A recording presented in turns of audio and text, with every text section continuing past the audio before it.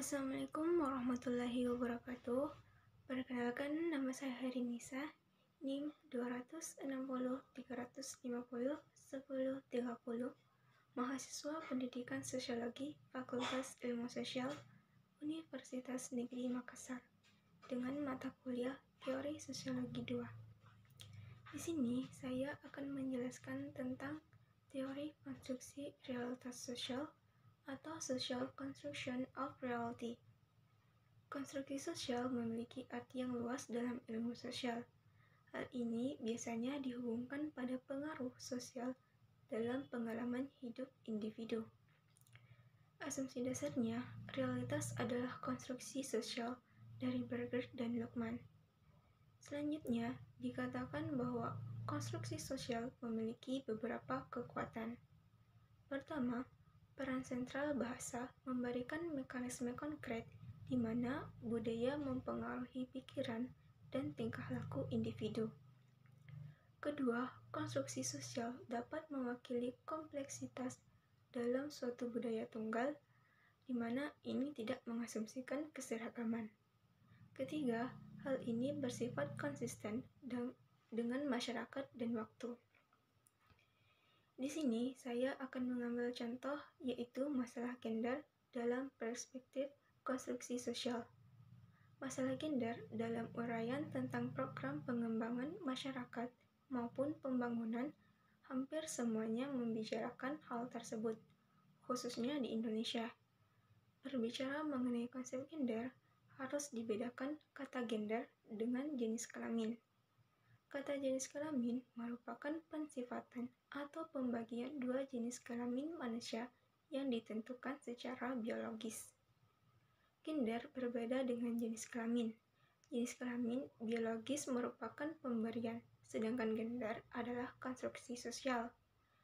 Konstruksi sosial hadir menjelaskan sebuah kecenderungan suatu hal dalam gender dengan cara melihat realitas sebagai sesuatu yang dibentuk secara sosial.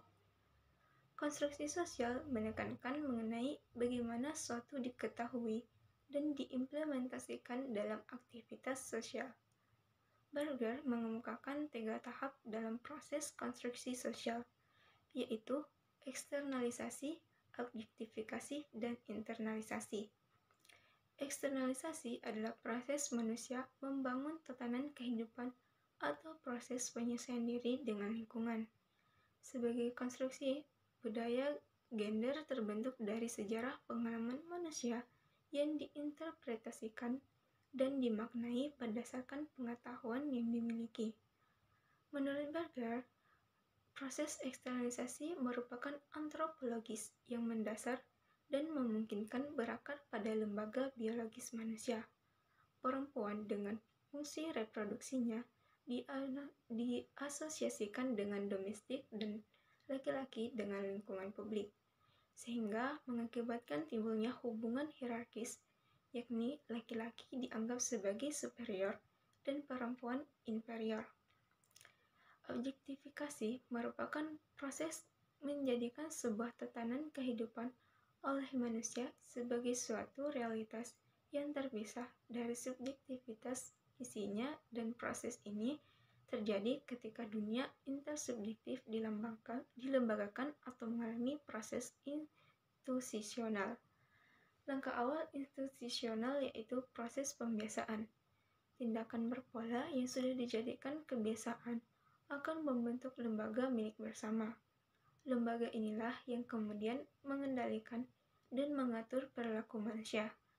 Maka dalam proses ini, peran laki-laki dan perempuan ditentukan dalam berbagi nilai budaya, di mana nilai budaya bersifat objektif. Internalisasi merupakan proses pembelajaran kembali nilai-nilai general oleh individu dan dijadikan sebagai bagian dari hidupnya. Dalam proses ini, individu secara terus-menerus melakukan interaksi sosial dan sosialisasi dengan lingkungan sosial dan budayanya. Sehingga dengan demikian terbentuklah perempuan sebagai pribadi yang memiliki identitas sejarah subjektif dan objektif. Hubungan gender yang terbentuk dalam aspek kehidupan sosial tidak lain merupakan kelanjutan dari dari bentuk sosial yang telah mendapat legitimasi di mana proses tersebut dilakukan melalui proses sosialisasi. Sosialisasi sendiri terbagi menjadi dua, yaitu sosialisasi primer yang merupakan sosialisasi pertama seorang individu yang terjadi di lingkungan keluarga. Kedua, sosialisasi sekunder, yaitu sosialisasi selanjutnya yang mengimbaskan individu ke dalam sektor baru, dunia objektif masyarakat. Pembicaraan mengenai gender memang banyak diperbincangkan dalam perbincangan mengenai kemajuan perkembangan kaum perempuan dengan kesetaraan dengan kaum laki-laki. Dalam sejarah telah terjadi perlakuan yang tidak seimbang, di mana menempatkan perempuan pada posisi yang lebih rendah dibanding laki-laki. Perjalanan peradaban manusia banyak didominasi oleh laki-laki dalam urusan masyarakat. Jadi, sejak awal sebenarnya sudah terjadi ketidaksetaraan gender yang menempatkan perempuan pada wilayah marginal. Peran-peran yang dimainkan perempuan hanya berputar di ranah domestik seperti dalam kosakata Jawa, dapur, sumur, kasur. Sementara kaum laki-laki menguasai peran-peran penting dalam masyarakat. Konstruksi sosial tidak hanya membuat perbedaan dalam segi gender, namun mampu membuat perbedaan dalam masyarakat. Konstruksi sosial dalam masyarakat masih menyudutkan perempuan. Hal ini dikarenakan masyarakat masih memegang erat budaya patriarki, sehingga perempuan menerima setiap peran yang dipandang masyarakat sebagai kodratnya. Dalam kajian konsepsi gender, dalam pandangan masyarakat menimbulkan berbagai hal yang berimbas pada perempuan, seperti dalam hal ekonomi.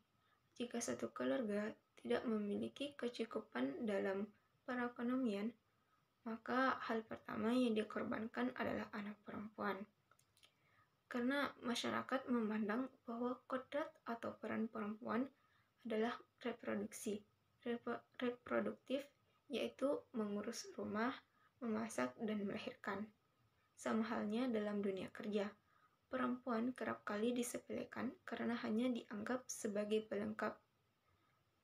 Kondisi ini merupakan kondisi yang cukup memprihatinkan, namun belum juga mendapat pencerahan. Ini dikarenakan hal ini sudah berlangsung secara turun-temurun, mulai dari satu generasi ke generasi berikutnya yang sudah diterapkan dalam proses sosialisasi dalam keluarga.